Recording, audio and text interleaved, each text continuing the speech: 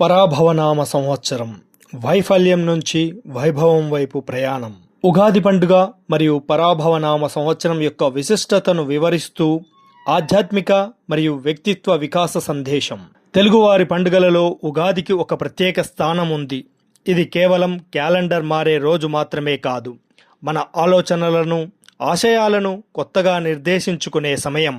అయితే ఈరోజు అంటే 2026 మార్చి 19న ప్రారంభం కాబోయే కొత్త ఏడాదికి పరాభవ అనే పేరు ఉండడం చాలామందిలో ఆసక్తిని, మరికొందరిలో ఆందోళనను కలిగిస్తోంది. సాధారణంగా పరాభవం అంటే అవమానం లేదా ఓటమి అని మనం భావిస్తాం. కానీ ఈ పేరు వెనుక ఉన్న లోతైన ఆధ్యాత్మిక అర్థం తెలిస్తే మనం ఈ ఏడాదిని ఎంత ఉత్సాహంగా ఆహ్వానించాలో అర్థమవుతుంది. పరాభవ అంటే ఏమిటి? సంస్కృత భాషలో ప్రతి పదానికి ఒక లోతైన భావం ఉంటుంది.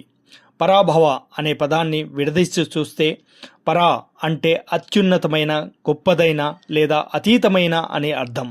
భవ అంటే పుట్టుక లేదా స్థితి అనే అర్థం.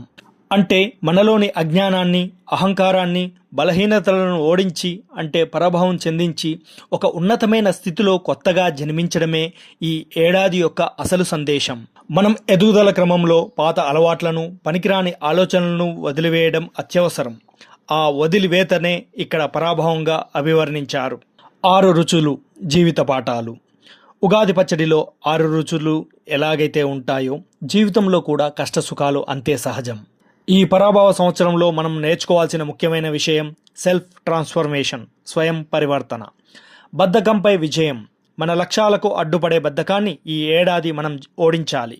అది జరిగినప్పుడే మనం విజయం వైపు అడుగులు వేయగలం. ప్రతికూలతపై గెలుపు. మన మనస్సులో ఉండే నెగటివ్ ఆలోచనలను పరాభవం చేసి సానుకూల దృక్పథంతో ముందుకు సాగాలి. అహంకారం వీడటం. నేను అనే అహంకారాన్ని తగ్గించుకొని వినయంతో కూడే జ్ఞానాన్ని సంపాదించాలి. మార్పు ఎప్పుడు చేదుగానే ఉంటుంది. ఉగాది పచ్చడిలో వేప పువ్వు చేదును కూడా మనం ఎందుకు ఇష్టంగా స్వీకరిస్తాం? ఎందుకంటే ఆ చేదు మన శరీరానికి ఆరోగ్యాన్ని ఇస్తుంది. అలాగే జీవితంలో వచ్చే కొన్ని కఠినమైన మార్పులు ప్రారంభంలో ఇబ్బందిగా అనిపించినా అవి మనల్ని మరింత దృఢంగా మారుస్తాయి. విశ్వావసు సంవత్సరంలో మనం నేర్చుకున్న పాఠాలను పునాదిగా చేసుకొని ఈ పరాభవ సంవత్సరంలో మనల్ని మనం ఒక కొత్త వ్యక్తిగా మలుచుకోవాలి. 2026 ఉగాది మనకు ఒక కొత్త ఆరంభం. 2026 ఉగాది మనకు ఇచ్చే గొప్ప అవకాశం ఏమిటంటే మనల్ని మనం పునర్నిర్మించుకోవడం. ఓటమిని చూసి కుంగిపోకుండా దాని గెలుపుకు మెట్టుగా మార్చుకోవడమే ఈ పరాభవ నామ సంవత్సర విశిష్టత.